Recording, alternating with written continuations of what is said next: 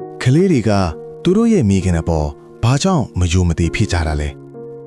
အဲ့ဒီပြဿနာရဲ့အစားဟာရာခိုင်နှုန်းဖခင်စီကနေစတင်တာဖြစ်ပါတယ်ဖခင်ဖြစ်သူကအမြဲတမ်းအလုပ်ပေးလုပ်နေတာမျိုး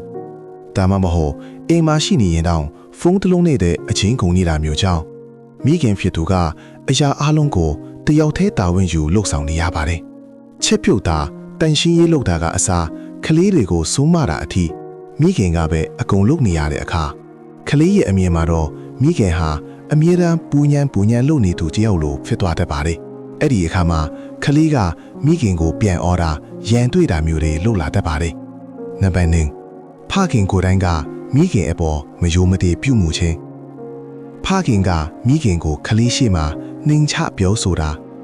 လောင်ပြော့တာဒါမှမဟုတ်သူမရဲ့စကားကိုပိတ်ပင်တာမျိုးတွေလုပ်မယ်ဆိုရင်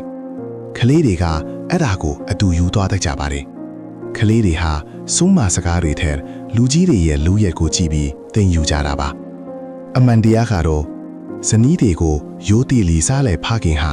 သူ့ရဲ့ကလေးတွေကိုလည်းမိခင်အပေါ်ရိုးတီလီစားတတ်အောင်သင်ကြားပေးထားဖြစ်သွားပါတယ်အဲ့ဒါဟာခိုင်မဲပြီးလုံခြုံတဲ့မိသားစုဘဝကိုတည်ဆောက်နေပါပဲမိဘနှစ်ပါးစလုံးဟာတစ်ဖက်ထဲမှာရှိနေဖို့လိုအပ်ပါတယ်မိခင်ကမလုံးနဲ့လို့ပြောချတာကိုဖခင်ကလုံးလို့ခွင့်ပြုလိုက်မယ်ဆိုရင်မိခင်ရဲ့အာဏာကိုဖျက်ဆီးလိုက်တာနဲ့အတူတူပါပဲကလေးတွေက